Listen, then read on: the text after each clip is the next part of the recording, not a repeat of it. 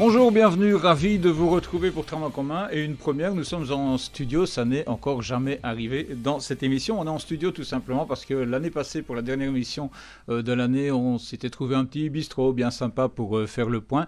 Évidemment, situation sanitaire oblige, pas de petit bistrot sympa aujourd'hui, mais un studio tout aussi sympa pour accueillir Michel Rucois, directeur général de Tramardent. Bonjour. Bonjour. Merci d'être là, Michel, pour ce qui devient une habitude, parce qu'en face de vous, on a Daniel Watley, responsable de la communication du tram pour l'OTO. Et Daniel, bonjour. Bonjour. 2020, on en dit quoi de cette année tellement particulière, brièvement? Très particulière. Alors, un changement de vie pour beaucoup, et je pense aussi un changement dans la façon de travailler. En termes d'organisation, très compliqué, beaucoup de choses en amont qu'on ne voit pas, puis compliqué avec les fournisseurs, avec les sous-traitants, donc c'est très compliqué. Daniel? Complètement inédit, évidemment. Cette année marquée par l'incertitude, où tout ce qu'on imagine de faire est régulièrement remis en cause, avec des mesures et une situation qui change, effectivement nos habitudes de travail. Et quand on est dans le secteur de l'information, de la com, et aussi de tout ce qui est événementiel autour du tram, perdre d'un coup le contact direct avec les gens à travers un certain nombre d'activités qu'on mène, c'est perturbant aussi. Il y a eu la Covid, il y a eu toutes ces difficultés, on se rend bien compte que des choses ne se sont pas déroulées comme prévu sur le chantier. Quand on dit, tiens, et au niveau délai, on nous dit que ça ne va pas être possible de répondre à la question précisément. Michel, pourquoi est-ce qu'on ne peut pas aujourd'hui donner une date, ou en tout cas un délai par rapport au chantier du tram de Liège?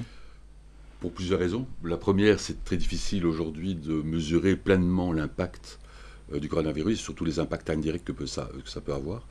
La deuxième raison, c'est qu'on veut tous que ça termine le plus vite possible, et donc on discute ensemble de comment améliorer les phasages, comment améliorer certaines choses pour terminer le plus vite possible. Et troisième raison, aujourd'hui on est dans une deuxième vague et on ne sait pas si on aura une troisième, et donc c'est très difficile de faire des pronostics aujourd'hui. C'est comme si vous me demandez quand terminera un match alors que l'éclairage vient de péter et que l'arbitre a suspendu le match. Je ne peux pas vous répondre aujourd'hui. Il y a beaucoup de facteurs qui rentrent en jeu. Sachez juste qu'on met tout en œuvre pour que Liège soit équipé de ce beau tram le plus vite possible. On a quand même vu pas mal de choses qui se passaient au niveau du tram. Il y a eu du bâtiment, il y a eu des rails qui sont arrivés et il y a même du tram qui se construit. Ça, très clairement, c'est ce qu'on voit, c'est ce que les Liégeois peuvent aller constater eux-mêmes sur place s'ils se baladent sur la ligne du tram. En parallèle, il y a des éléments sur lesquels on a avancé, mais qu'on ne voit pas encore. Tout le travail d'information sur le chantier a continué. Ce qu'on a arrêté, bien sûr, c'est le côté événementiel pour le moment.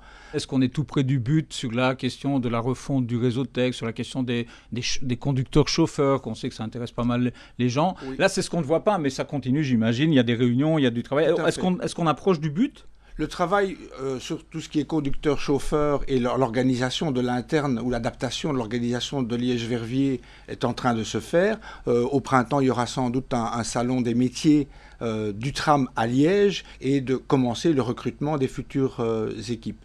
Sinon, la restructuration du réseau, elle est très bien avancée. Dernière question. Traditionnellement, une émission de fin d'année, on jette des ponts sur celle de l'année suivante. Peut-être que cette année 2020 a rendu tout le monde un petit peu superstitieux parce que les choses ont quand même été un peu compliquées, ne se sont pas passées comme c'était prévu. Est-ce que, Michel, il va se passer des choses spectaculaires et qui vont encore mieux permettre aux Liégeoises, aux Liégeois de comprendre ce qui leur arrive avec le tram dans les prochaines semaines? Oui, alors on va effectivement rester prudent parce qu'on ne peut pas préjuger de la manière dont les choses vont se passer. L'hypercentre, rue Léopold et puis rue de la Cité, donc avec tous ces travaux d'aménagement et de pose de rails. Ensuite, les quais, quai Saint-Léonard, quai de la Batte, et puis ensuite, rive droite, toute la partie entre le CDMR et le pont Atlas, avenue de Lille et rue Saint-Fosse, où, même chose, travaux de surface, voirie, pose de rails. Normalement, fin du premier trimestre, il y aura une rouverture des ponts, pont des Tilleuls, pont du Modeleur, et début des travaux sur le park and ride, donc le parking relais au standard. Je vous souhaite quoi dans l'optique du tram en 2021, Daniel? Voir effectivement une ville qui commence à se transformer concrètement avec des nouveaux aménagements de l'espace public, c'est quand même conséquent, on monte à 50 hectares, donc une ville qui va se transformer, qui va devenir plus qualitative, plus belle. Michel? Même chose, et puis conjugué à ça, une vie sociale qui reprend, et puis une émission dans un an dans un bar sympa à Liège. D'accord, le rendez-vous est pris. Et donc, si vous avez un bar à Liège, vous pouvez vous manifester. On viendra volontiers chez vous. C'est la fin de cette émission. C'est aussi la fin de Trame en commun pour l'année 2020, cette année si particulière. Merci de votre fidélité à ce programme, tant en télé que sur le web et les réseaux sociaux. Et puis, on vous souhaite le meilleur pour 2021. Bonne année et on se retrouve début janvier. Le tram, on l'a toutes et tous en commun.